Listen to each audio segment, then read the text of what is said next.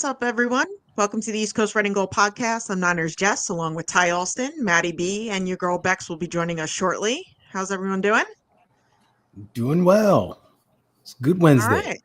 Doing okay. Yes, it's Wednesday, February 19th. And before we get to our special guest, we're brought to you by Faithful Gear, made for the faithful by the faithful. Go on faithfulgear209.com to get your custom Faithful gear. And Robert has some new Joe Montana and Fred Warner design, so go over and check them out. All right, so without further ado, let's get to our special guest. We have Matt Barrows from The Athletic. Matt, thanks for coming on the show and welcome.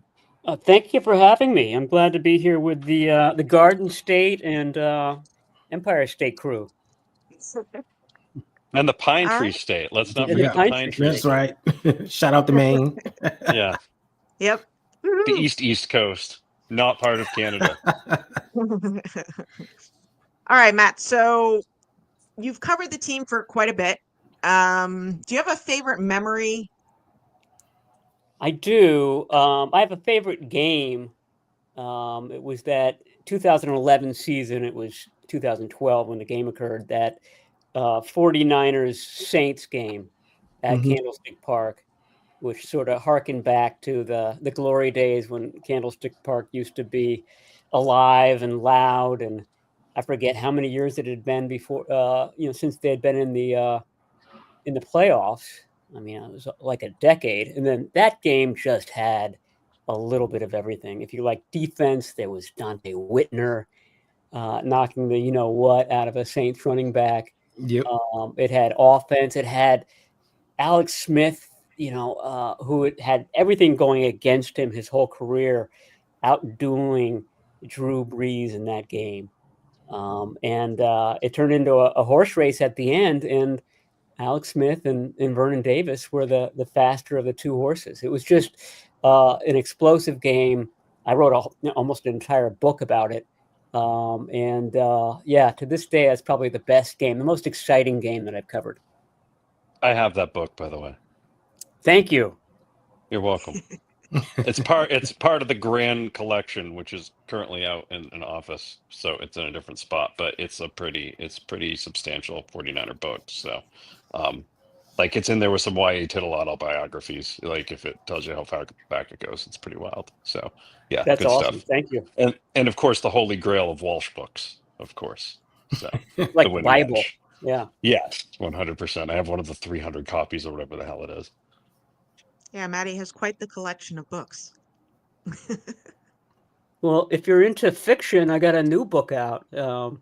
It's called Muddy the Water. It's a detective novel, so not really wouldn't go in your 49ers section of your bookcase, but it might go in if you've got a fiction section. Fantastic. Where can we find it, Matt? Anywhere. Amazon, Barnes and Noble, Walmart. I don't know if it'll be in your local bookstores yet, but online you can buy it. The e version is only $7.99.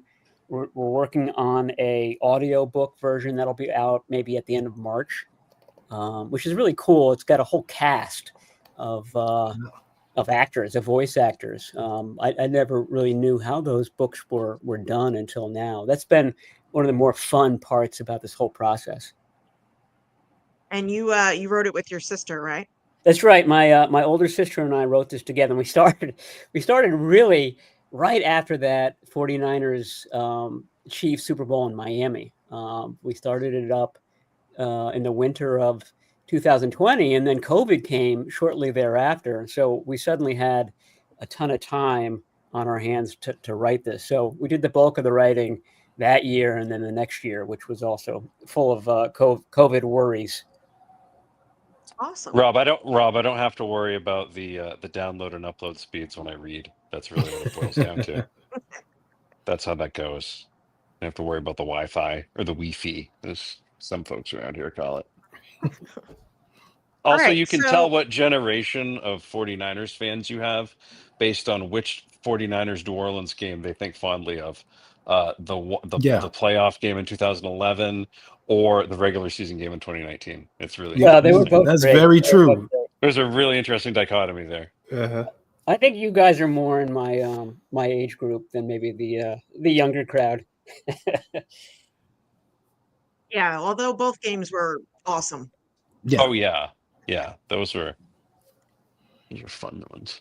And Super those are fun All two of right. ones. the loudest games too that I've been a part of. That one in New Orleans was insane in terms of decibel level, and people say that game in Candlestick Park was one of the loudest games in that stadium too. No pressure for this year's regular season matchups. That'll happen in New Orleans at a date to be determined, of course.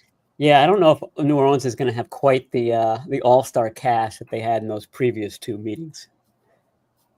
Yeah, probably not. All right. So the NFL came out today with the new cap space between 277 million and 281 million. What can you tell us as far as extension wise with George Kittle and Brock Purdy? Well, nothing yet. All of that stuff I think is going to crank up pretty soon. The combine is when Prague Morate and John Lynch meet with the agents for these guys. So I remember back in 2014, Colin Kaepernick was looking for a new deal at that point, and I remember there was a big to do about those two guys I just mentioned sitting down with Kaepernick's agents at I think it was Shula's restaurant. Don Shula has a steakhouse or used to have a steakhouse in Indy. And then a couple of months later, that deal was done. So I'm expecting something like that to happen with those two principals and Brock Purdy's agent.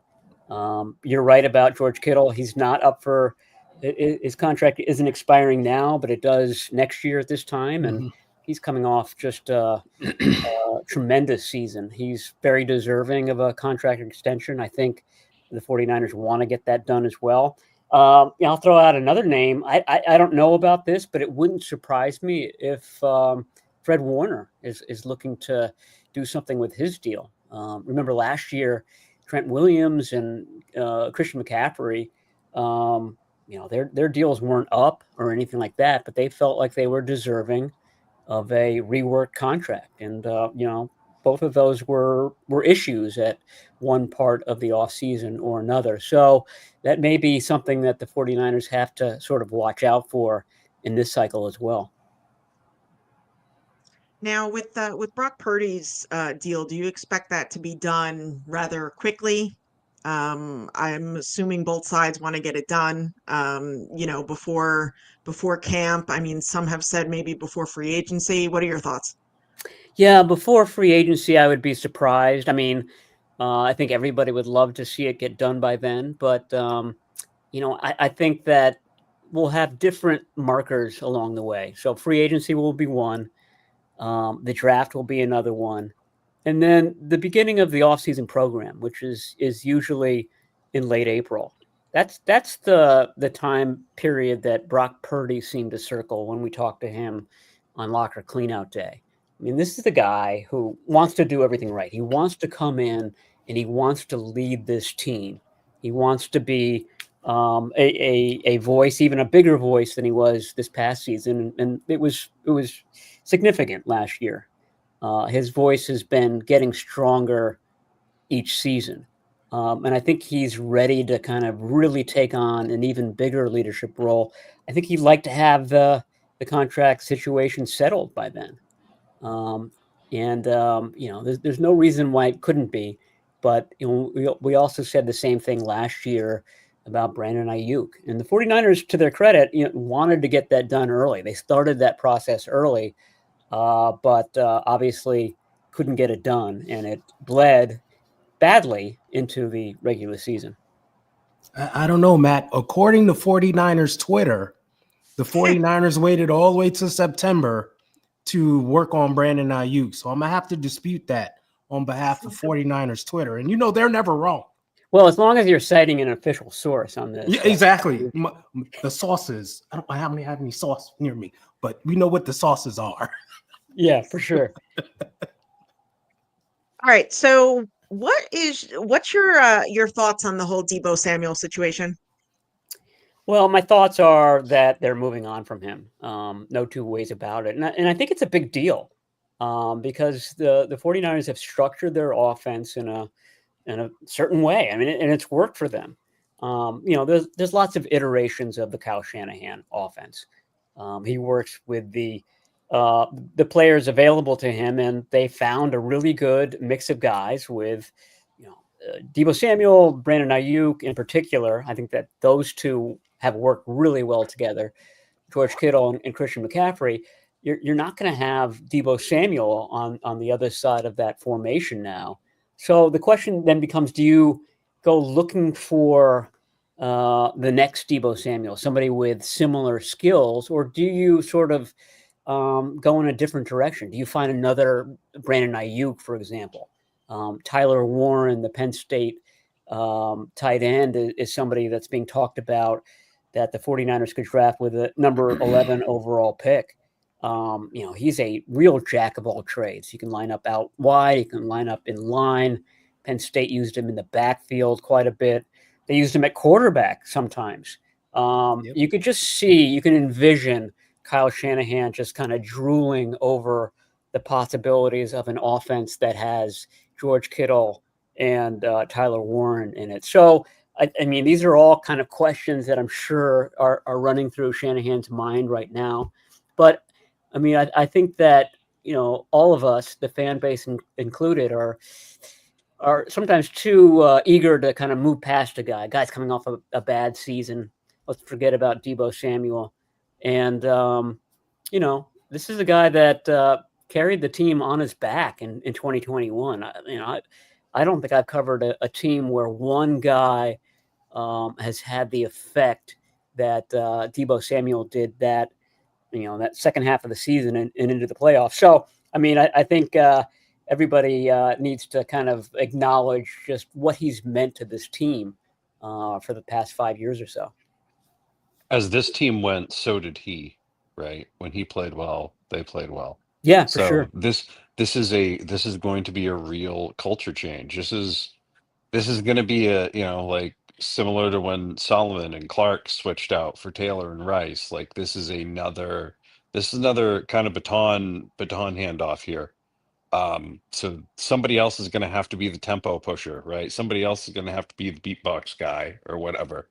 So yeah, it's definitely a bigger deal than I think we would like to admit.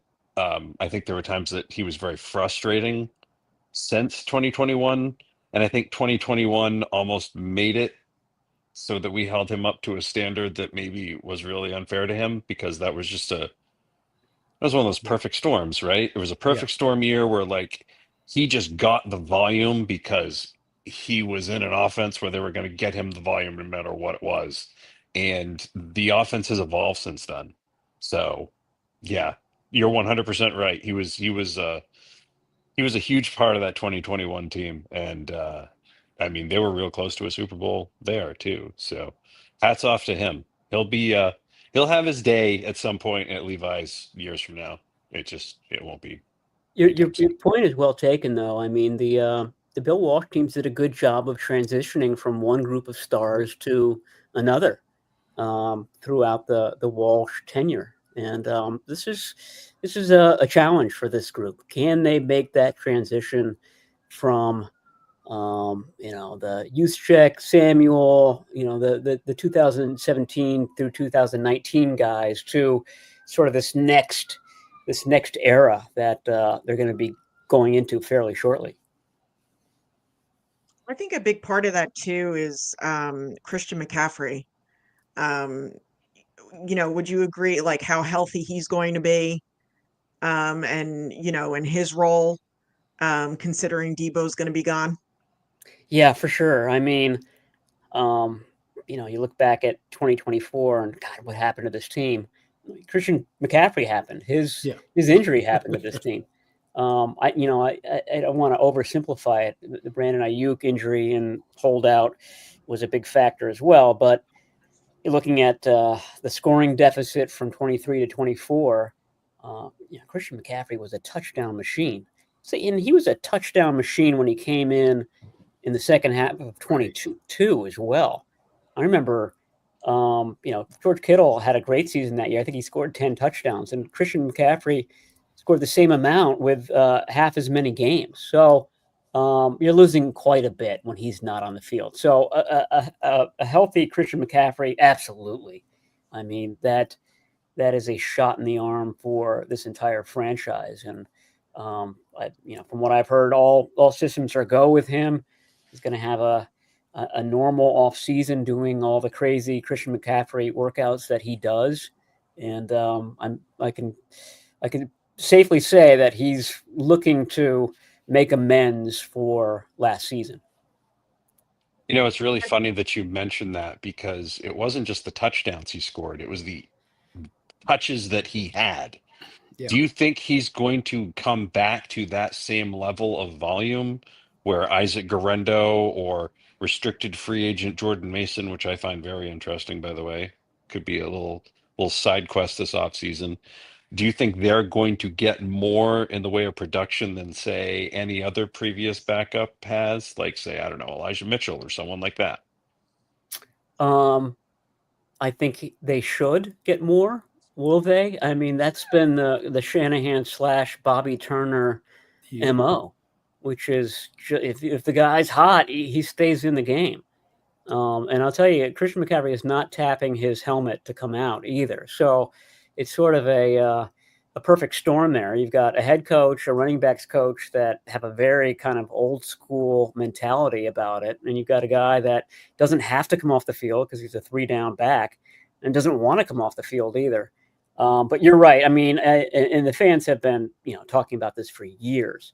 They need to save Christian McCaffrey from himself sometimes.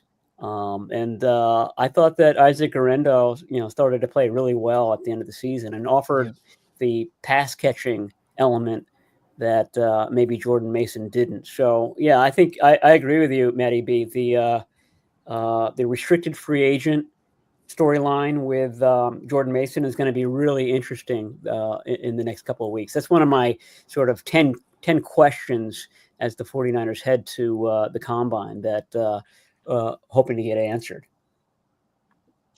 What do you think that answer will be?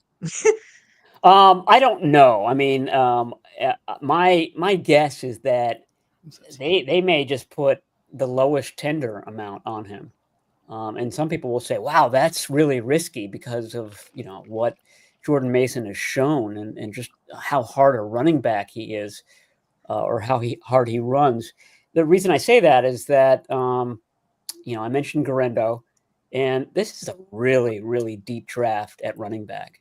And I imagine that all the teams that are looking for running backs in free agency or looking to add running backs this offseason are looking at that draft and thinking, okay, instead of paying, a big chunk of change and potentially losing a draft pick, we're just going to draft, the kid out of North Carolina or the Tennessee running back. I mean, it's a long list of really, really good running backs.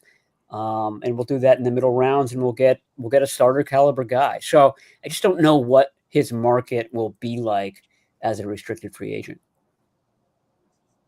Now you do have us taking a running back in the 3rd round, and you know how we don't like when the Niners take a running back in the 3rd round. I love it. No, I'm just not. I do, and I definitely felt the blowback of that today.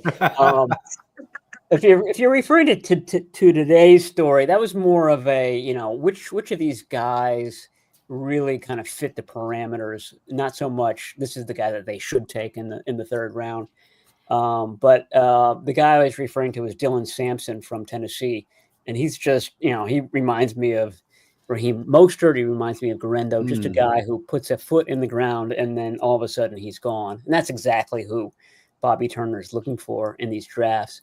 Sampson, I think, is probably a 3rd round pick. That's his value. But in this year's draft, does he fall to the 4th round? Does he fall to the 5th round? I just think that you're getting probably a round better guy at running back this year just because there's so many of them.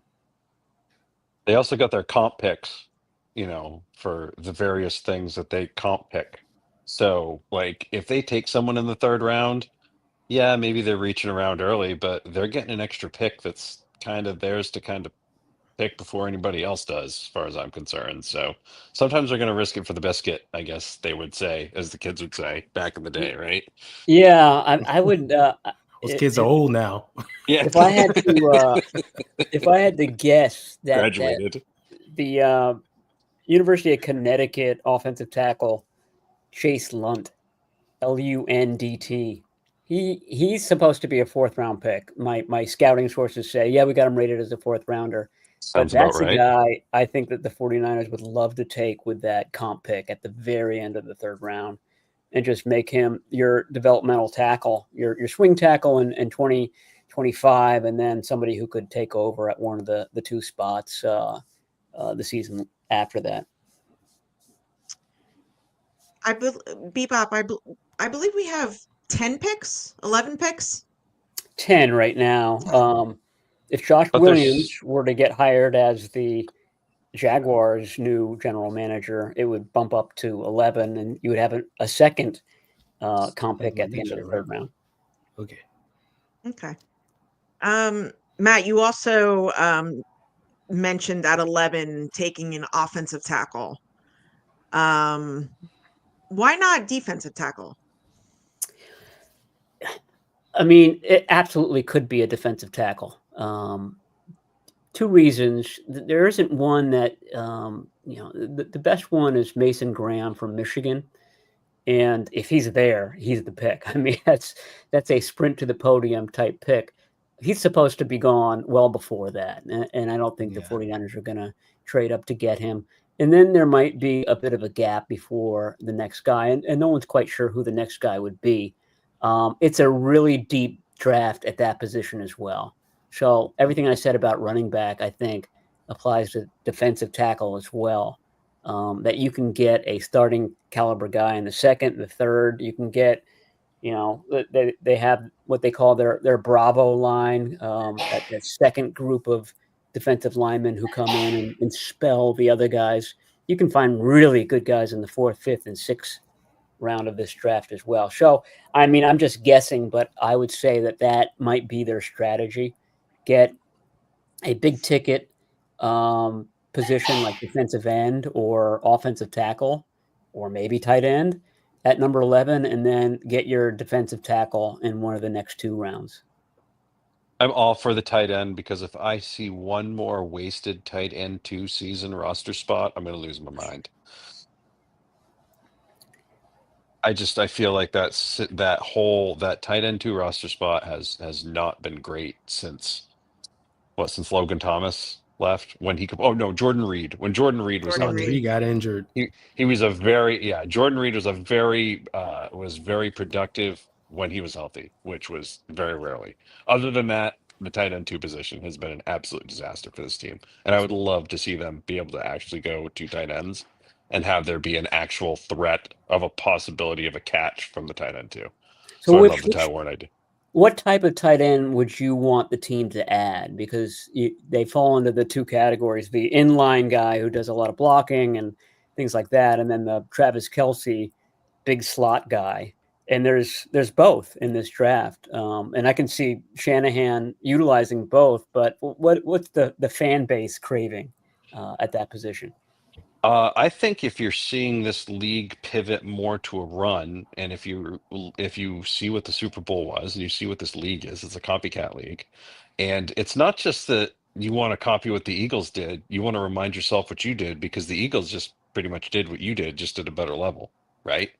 Like, they focused their entire offense around Saquon Barkley the same way the 49ers focused their offense around Christian McCaffrey. The only difference is the Eagles built themselves a better defensive line.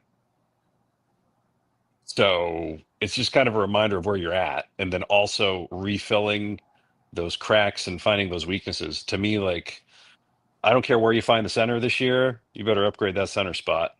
I don't care how you do that.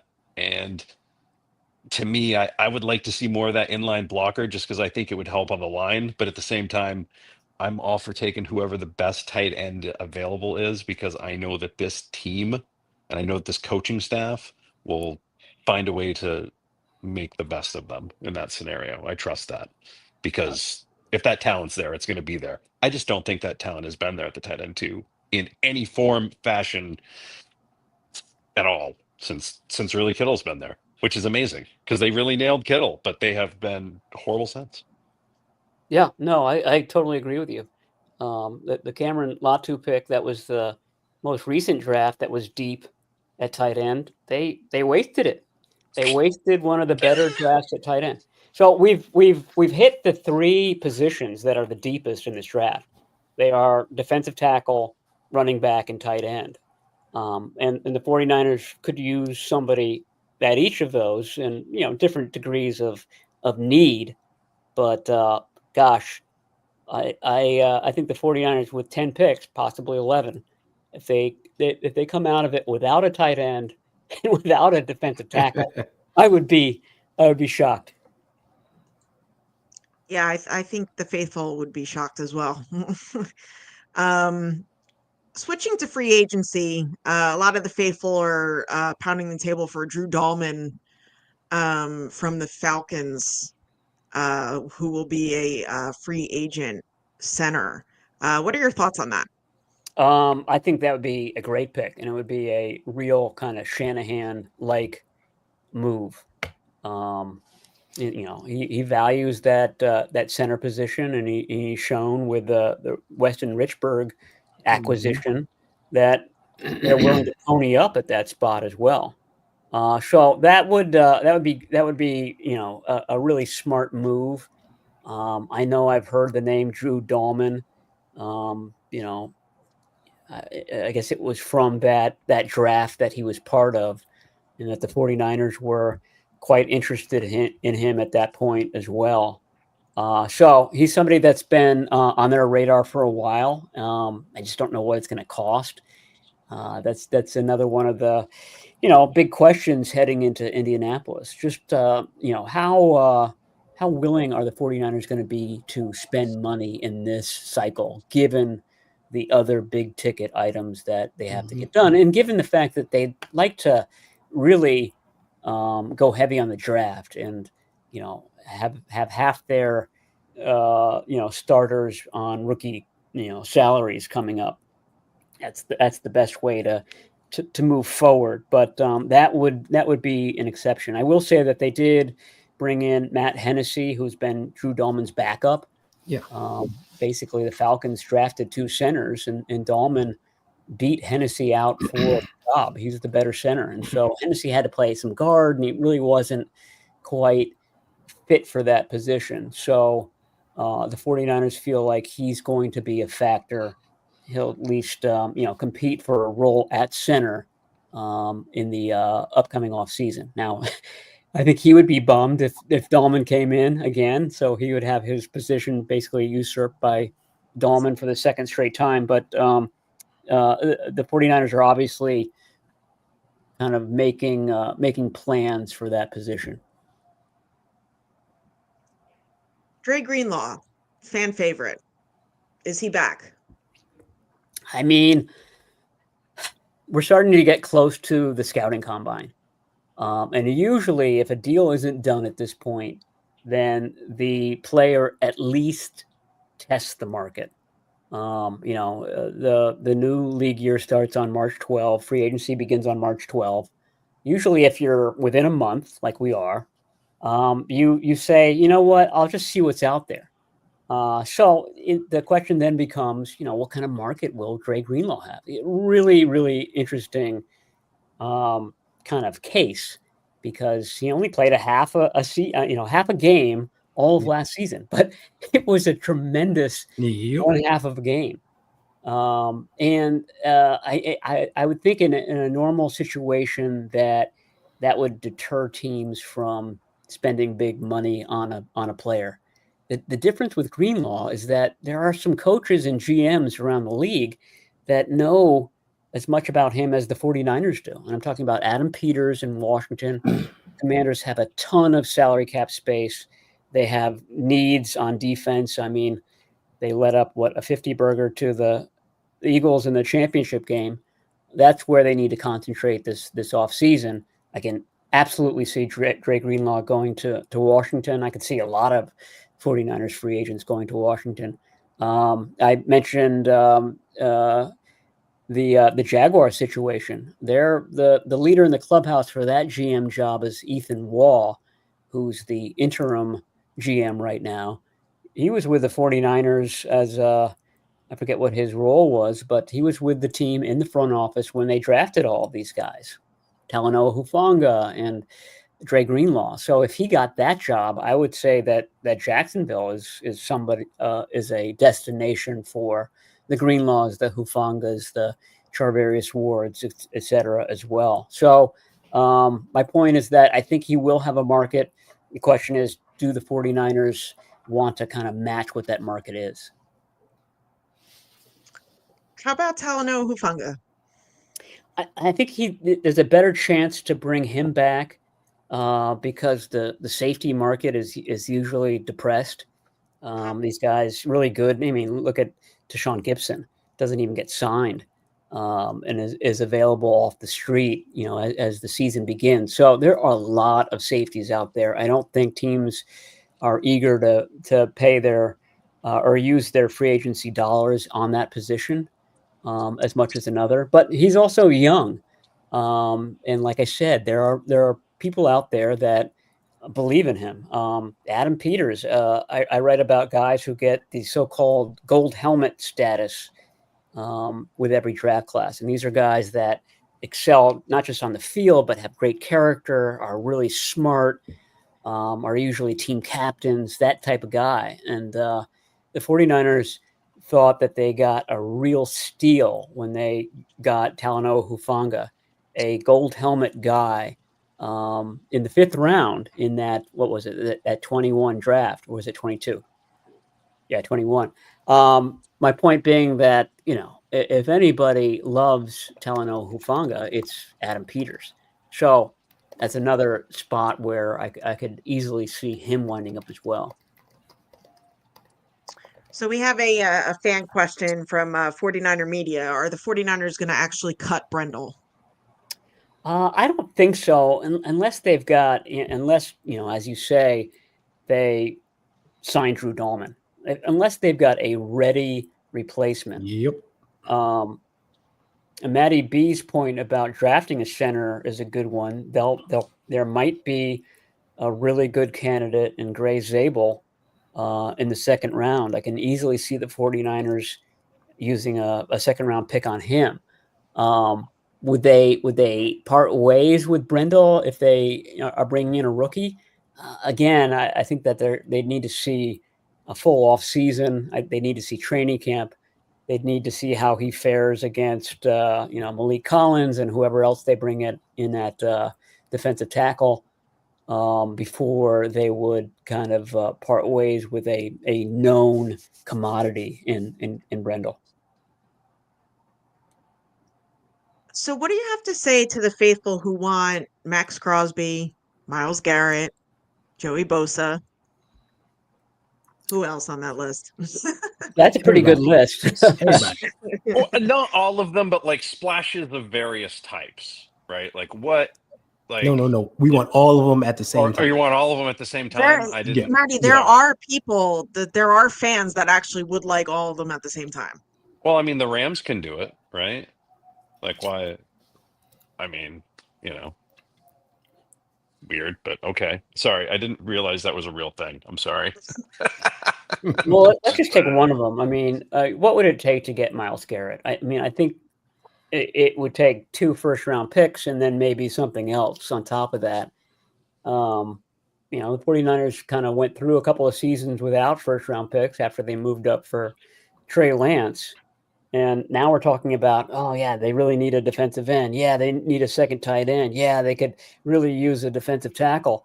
These are all sort of missing pieces that could have been filled with those lost picks. So, I think if you brought in a Myles Garrett, it would really be an all or nothing couple of seasons here. You're putting a lot on one player. What if he gets injured? What if Bosa gets injured? I don't know. I just think that the 49ers path is going to be through the draft, that they've identified the players they want to move forward with. They realize that those players are going to require a lot of money, and that they're going to kind of fill in around those players with the draft. Now, having said that, I remember that Super Bowl that was in Levi's Stadium really well, because I covered it between the Panthers and the Broncos. Broncos basically won that Super Bowl because they had two really, really good edge rushers, Marcus Ware and Von Miller. They had Peyton Manning at quarterback, but I hate to say it, they Peyton Manning wasn't the reason they won the Super Bowl that year. So They had the husk of Peyton Manning at quarterback. Yes. yeah, Hmm. not in his prime, Peyton Manning. But my point is that there's a blueprint for winning a Super Bowl, and the Broncos show that combination can do it. So, and I do think the 49ers are going to be in the conversation for some of these guys, because that's what they do. They don't always pull the trigger, but they like to know what's going on, and they like to be in a position where if something is less expensive than they supposed it was, that they're there and they've been talking, and that they can swoop in. So I would not be surprised if somebody has a big national report, 5 teams interested in trading for Myles Garrett, and that the 49ers are part of that. That's their business model. They like to be at the table. Yeah, you know what? I wouldn't say no to Myles Garrett. We would just be giving up quite a bit for him, I believe. And the Browns have to be okay with trading him. Yeah, you say yes to Myles Garrett, your edge position is taken care of, but you still have that offensive tackle kind of looming. You still have the tight end situation. You still have defensive tackle. You still have some other ones, and you could get away with it. You could do it, but it certainly would be a risky maneuver. 2 more for me, Matt. Robert Saleh. What does that immediately do for this defense, for this team? It just gives them somebody. If you look at it through the prism of who the last 2 defensive coordinators were, you had Steve Wilkes, who was experienced but not in the system, and you had Nick Sorensen, who was experienced in the system but not as a defensive coordinator. So Saleh is the combination of both of those guys. And I thought that Shanahan and Lynch's comments at their end of year presser were interesting, because they were describing somebody that, okay, if you lost Nick Bosa for a couple of weeks, you don't stick with the same defense that you were using when he was in the lineup. You do something a little bit different. You manufacture your pass rush differently, i.e., you blitz more. And I don't know if Robert Saleh really has a deep background in that. And I wonder whether that's something that they're going to work on this offseason. You have to practice it. This is why the Chiefs are so good at it.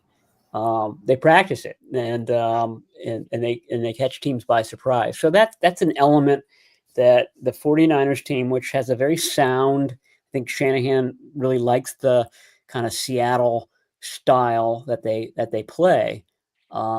What he's looking for are more wrinkles, more ways to catch teams off guard, which is what Steve Spagnuolo has been doing really well for several years now. Yeah. And Ray Brown, now the secondary coach for the Niners. Is Bullock still there? Yeah, he's not going anywhere. He's a former safety. So, when the practice really breaks down, they go off to their individual groups. He's hanging out with the safeties more often than not. So I imagine that the newcomers will take the cornerbacks and the nickel backs and things like that. I don't know what Gus Bradley's role is going to be. Everybody thinks that Brandon Staley is going to end up being the defensive coordinator in New Orleans. And Brandon Staley also has the title of assistant head coach. I imagine that's what Gus Bradley gets. But as I was saying before, I think that there are going to be some wrinkles to this defense that maybe we haven't seen before. And I imagine that Staley and Bradley are the principals. These are really close friends. These guys have coached together for a long time now. Are going to be the ones who kind of sit down and figure out how to go about doing that. Awesome. All right. Any other questions for Matt, guys? Yeah, I got Yeah, go ahead. two. One, backup QB, is Brandon Allen the guy? And if Brandon Allen is the guy, will he have full use of both hands this season? Free agent. Yeah, he took an errant snap in practice and broke the tip of it. I think it was his middle finger on his left non-throwing hand. That's my leader in the clubhouse. I mentioned Trey Lance a few minutes ago. Everybody remembers that saga and how the supposition was that Kyle Shanahan was taken with Mac Jones and that he wanted Mac Jones to be the quarterback. Well, Mac Jones is available as a free agent this year. I don't think he's going to be all that expensive. It would not stun me at all if they bring him in. The Brandon Allen argument is that the agent who represents Brock Purdy also represents Brandon Allen. So if you want to kind of sweeten the deal a little bit, maybe you say, hey, you know what? We'll sign your guy as the backup if you make this negotiation process a little bit smoother. The old Brett Favre, Doug Peterson, or you can go with the 49ers backup quarterback position is similar to the Alabama offensive coordinator position where people used to go to rehab their careers. So, and you have right, recent, yeah, for sure. Yeah. I mean, you have recent evidence of each. The other thing I wanted to ask about is special teams. What is the special teams going to look like this year? And is it actually going to be functional? And if it isn't, what do we have to do to break this curse? Because it seems like ever since the Ted Ginn injury, the special teams has been outside of the game against the Packers has not been great, Bob. Yeah, no, I agree with you. I've only heard good things about Brant Boyer. The players really like him. He usually had very good special teams in New York, with some rosters that weren't very good up and down. Yeah. But the counterpoint to that is that I heard even more enthusiastic things about Brian Schneider when they hired him. Well, he's really smart. He's a genius. Those Seattle special teams were tremendous. And then he came here and the 49ers were terrible. I mean, dependably terrible. Especially worse every year. Yeah, and especially at the basics, covering kickoffs. That was their Achilles heel throughout. And to their credit, they did go out and they brought in guys. George Odom, Orrin Burks. These were all kind of guys who specialized in special teams. So it's not as if they scrimped on that. But when they got here, they just weren't good. So I don't know what the answer is. I'm sure that's something that Shanahan and Lynch are asking themselves as well. It's going to be another kind of top 10 question for the scouting combine. Is Brant Boyer going to move forward with Jake Moody and Mitch Wishnowsky as his kicking crew, or is there going to be sort of a sea change on that side of the ball? But it's a great question. It needs to be fixed. If you're going to be a serious team, you need to be serious about special teams as well. Yeah, that was I lied. I had one more question. I was going to ask you about Jake Moody, if they were going to continue with Jake Moody or bring in some competition or what.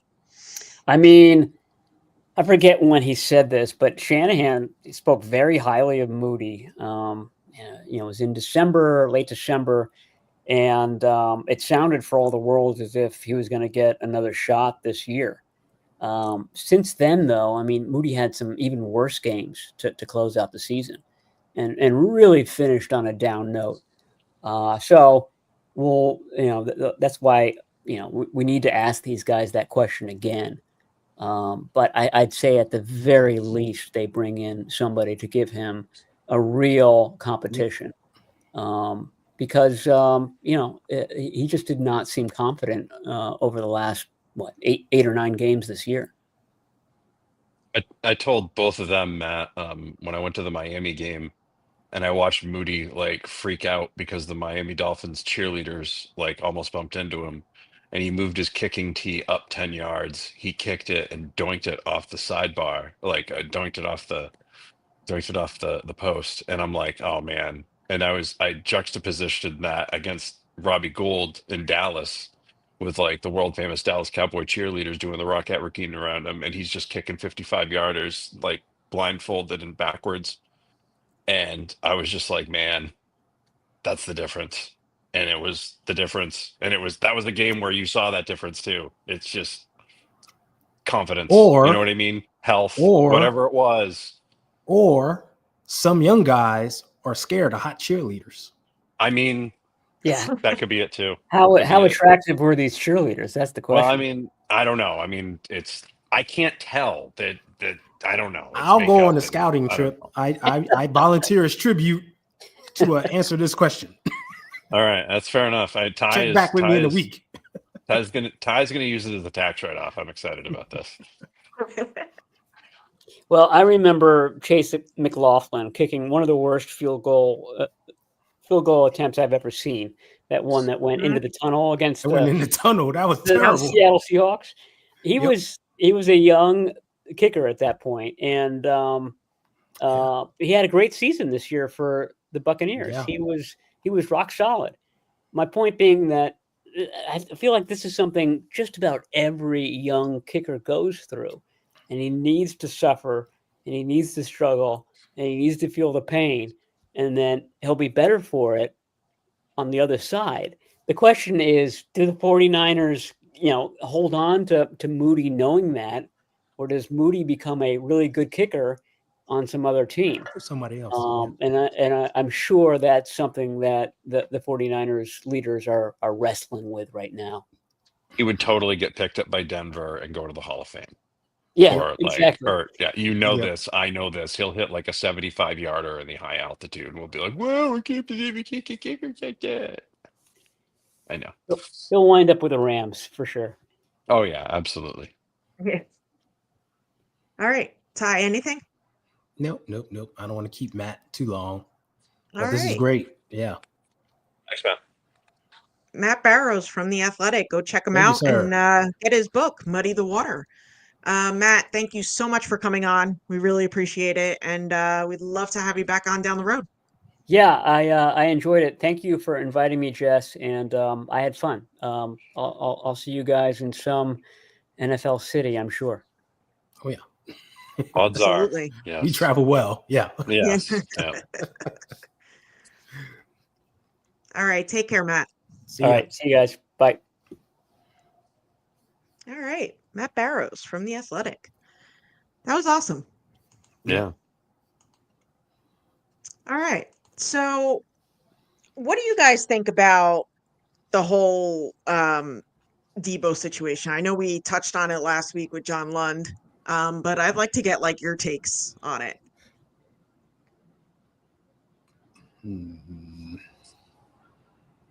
Get Ty. I don't. It's a situation we've been preparing for 2 seasons now. Mm-hmm. I don't understand.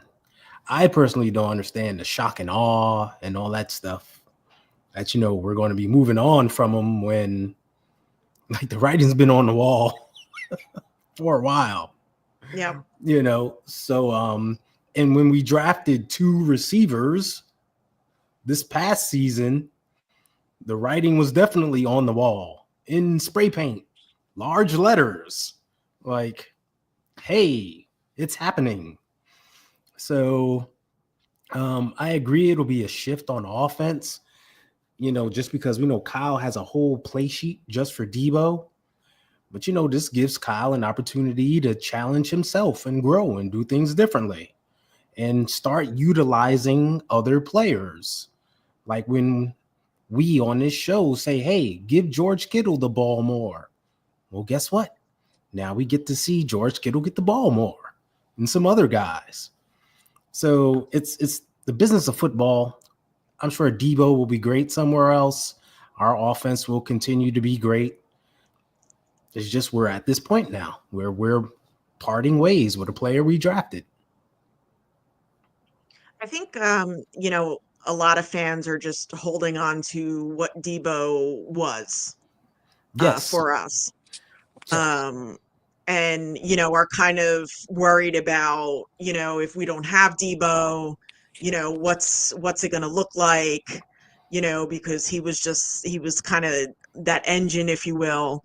But for me, I just think the hiring of Robert Saleh just kind of makes the offense and Kyle Shanahan like more ready to move on from Debo, because now Kyle doesn't have to concentrate on the defense. He can let Robert Saleh do his thing and he can just concentrate on the offense. Um, you know, I'm ready to see Debo go. I mean, I've grown tiresome of the antics, especially. Um, Maddie, what do you think? I mean, I don't know what this whole thing was about. I don't I kind of don't understand why. I guess a couple of years ago they didn't just do something at that point anyway. They would have gotten much better value for him at that time frame, like probably a second, third round pick at least. And somebody else could have gotten the last couple of years of his production, which, you know, he had some hits and misses with this team, right? And it has just gotten to a point now where, like, for whatever reason, I don't know why, he's not he's you've got Christian McCaffrey, like you've only got one football, right? So that's the thing. You get Christian McCaffrey getting the ball the majority of the time. Brandon Ayuk had a pretty good thing in 2023. He also got the ball quite a bit. You've also got George Kittle. You have a fullback who needs to get the ball once in a while. Um, it's real tough to feed him like you fed him in 2021, right? Like you can't make that menu because all the other kids are back at school now, so you can't just make the menu for Debo, right? He needs to be part of a scenario where he's getting a specific amount of touches all the time to stay warm, to stay going. Like I get it. There are certain players that need that. Yeah. Um, if you are only using him like every other week, he's going to drift. He's going to go off. Um, Multiple podcasts, places have, all sorts of places have talked about Debo. When he was first drafted, the concern for him was the off season, but you can also lose him in season, right? Because you're not feeding him, or when he's unhappy, he has multiple ways to tell people and tell the world that he is unhappy. And then he'll go back and be like, "What's your problem? Why are you saying I'm unhappy?" I don't know, because you posted 15 things on Instagram last Yeah. night, and Yeah. then Yeah. talked to Kay Adams about it, maybe. I don't know. Call me crazy. But and then there are situations like, people have talked about how he is off the field sometimes. Like he used to be very bubbly and outgoing. I saw specific occasions. I saw a thing where he gave a kid like the AirPod things, like the big headphones off Mhm. his ears, and signed him and gave him to the kid on the field. I thought that was great.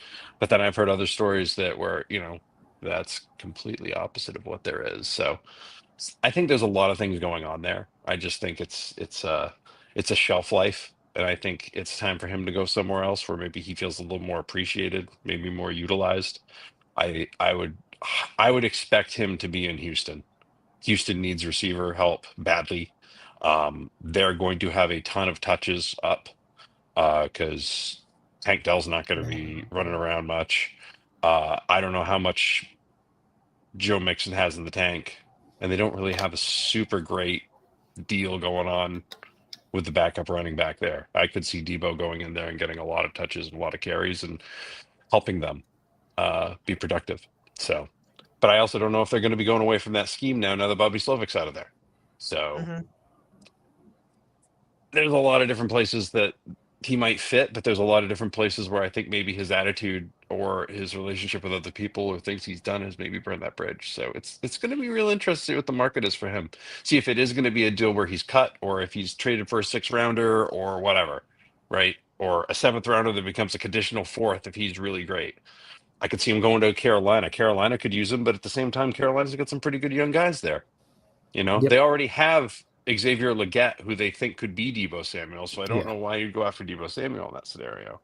So, like I said, be real interesting. The Patriots are desperate for any sort of receiver help, and I could see Mike Vrabel loving a guy like Debo to come in there and help toughen up that offense a little bit, because that offense needs some tough, right? It needs some fu. So I could see that. I could totally see that too. I like that I one. mean, it's not just with him. It's not just I'm going to catch the ball. It's not just I'm going to run the ball. It's I'm going to do something with the ball when I touch it. I mean, he's also utilized for special teams, right? Maybe a special teams coach that knows what they're doing will be able to unlock a whole new thing in Debo, right? So he hasn't had that, and I don't know. Well, he was here since 2019, so you do the math. Yeah. So there you go. So I wish him the best of luck, man. Like I hope all goes well for him. And like I said, he'll have a Debo Samuel day someday, and one of us will be there and be like, "Wow, I remember the Debo glory days." But it's too bad he didn't win a Super Bowl. Modern day I Freddie actually, Solomon. yeah, I actually see him in Houston or Washington. I could see that. Denver, I could see Pittsburgh. that. Okay, Denver, Pittsburgh. That's okay. I think between those 4 teams, I think if each one of us laid $10 down on those 4 teams, one of us would make our money back. Let's just put it that way, right? Like I think one of those 4 teams would be the one that he ends up on, unless there's some sort of something. The only thing that I am worried about, guys, is that the Rams are going to go full old guy this year. The Rams are going to pivot out of Matt Stafford, make a trade, and then they're going to replace him. They're going to replace Stafford and Cup with Rodgers and Adams as a package deal, right? And then use whatever picks they get from the Stafford deal to either draft somebody really good or, do some sort of like full court press to get a Miles Garrett or a Max Crosby or something like that. I'm worried about the Rams. I'm worried about the Rams doing their Ram thing where they just burn all the picks and get everybody. Like I can see that happening. Because at the end of the day, when you go back and you go back and watch the playoffs, the team that had the absolute best shot of beating the Eagles in these playoffs were the Rams. Like that game, that was it. Like that was the game. Like that was their actual legitimate shot, and they turned it over at inopportune times. But they still were coming at them. Nobody else was. Yeah, they were going at him. They lapped everybody else. They did not get a chance to lap the Rams. As much as it disgusts me to say that, but it is true. So what do you guys think about Joey Bosa before we head out of here?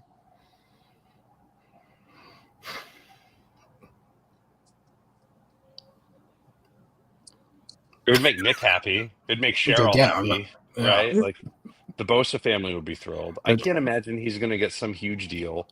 If it's going to be one of those deals where like, if it's going to be one of those deals where like you are getting him to be a rotational guy around the edge, I'm cool with it. But you cannot expect him to be the dominant bookend edge on the other side of his brother. That's just not going to happen. Like, if you want that, then you got to go for Max Crosby or Myles Garrett. You're not going to get all 3 of those guys, okay? Odds are you're probably going to get a Bosa. But it would be great if you could get a Max Crosby and then maybe sign a Bosa behind him and then rotate everybody, okay? Then all of a sudden you've got a pass rush that is going to hurt people. That's a 1994 style of roster build, which frankly I think this defense needs defensively in terms of talent and kind of a restock on some things. So whether there's some older guys that maybe just have 1 or 2 years left, whatever that is, like let's get the best talent in here for Robert Saleh to work with. That's what I want to see. Maddie, media wants to know why you have a Bucks logo on your cup. This is from the game I went to in November, and I usually grab some sort of like little trophy thing. And this cup is the best cup of anything I have ever gotten from anything. Like, I can wash it in the dishwasher. It doesn't melt. It was great. Also, this was the best win of the season, which also is disgusting. So, All right, so let's go to that hurry up offense and the 2-minute warning. And Ty, you're up. I got nothing. Another day, same soup, reheated. Just stay faithful. Maddie, go ahead. Ty has had it. Ty's like, just get me to Indy, man. Like, Yeah, get me man. to the Yeah. combine. Get me some updates. Something new. Give me something. Give me something. No, I can't stress enough how badly this team needs like an infusion of talent to make the transition to the next generation of great 49ers good. You know, we're about to go into the Brock era, okay? The Brock Star era, if you will, where he's gonna have to be the face, right? Because he's gonna get paid as such. So he's going to get the slings and he's going to get the arrows. So do whatever you can to protect this guy. Do whatever you can to get this guy the tools that he needs to win stuff, and get the roster good around him, however you're going to do that. But it's here. We can do this. Okay. The blueprint has been set. It can be done. Bang, bang. Shout out to the chat. Thank you guys for tuning in. Thanks to Matt Barrows for coming on. That was awesome. And yeah, let's get these contracts done and let's move forward to what we got to do. And we will see you next week, 8 p.m. Eastern, 5 p.m. Pacific. As always, go Niners. See ya. See ya. And of course, for the upstart 49ers, they're 6 yards away from Pontiac. 3rd and 3. We'll see a pickup sometime on the right side, possibly. Montana looking, throwing in the end zone.